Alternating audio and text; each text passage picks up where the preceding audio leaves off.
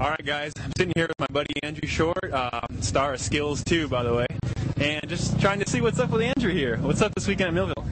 Nothing. I love this place. I haven't got out there on the track, but last year it treated me good. I went 1-1, and first time ever doing that. I was really excited, and I'd love to do it again this weekend. So tell us about last round. Washougal, you absolutely just killed it, dude. What's the deal? Where'd you pull that out? I don't know if I killed it, but you were right. I won. Both motos. Josh Grant was riding good.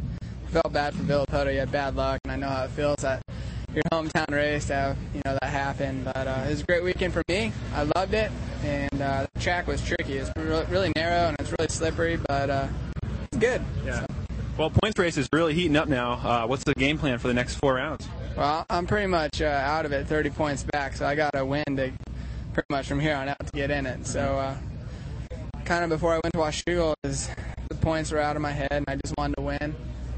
And that's all I'm going to worry about because the points, I'm pretty far out of it, like I said. So week in, week out, my goal is to win, and I can take a few more chances than those guys can, because they're in that situation, and I can take advantage of that, hopefully.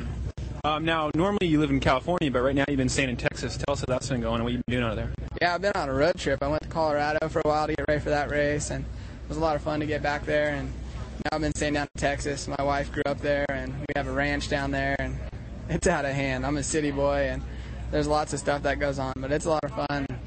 We have a cool track we had to build, and we've been watering it and riding. So it's nice, and it's nice to get out of the traffic and the heat and the chaos of California. And nice way of living. It's peaceful, so I've been enjoying it.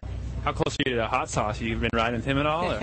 No, he's like 2 hours away, I think, and he lives close to that big prison over there, so I gotta go check that out, But from right here, he has a nice place too. But I'm pretty far from him, 2 hours, and I'd love to go down there and hang out with him. It seems like there's a lot of people down there that ride in Texas, and they have great local tracks, and they prep them. They ride at night. They have lights, so that's kind of unique. That's cool.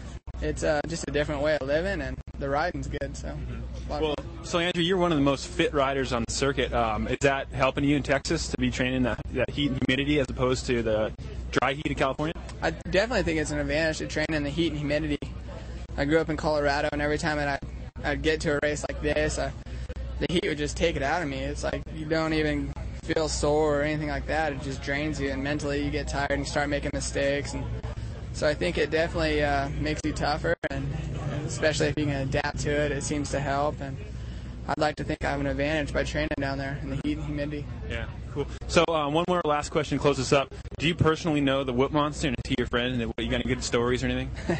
Yeah, the Whoop Monster, he's always been nice to me, and he makes cool little stuff, and he always cheers for me. So I like him, and he's a crazy dude, but it's a cool thing that Millville has. It's almost like their trademark mascot or whatever. But he's a cool guy, and adds to the legend of Millville, I guess. Cool. Andrew. Thanks.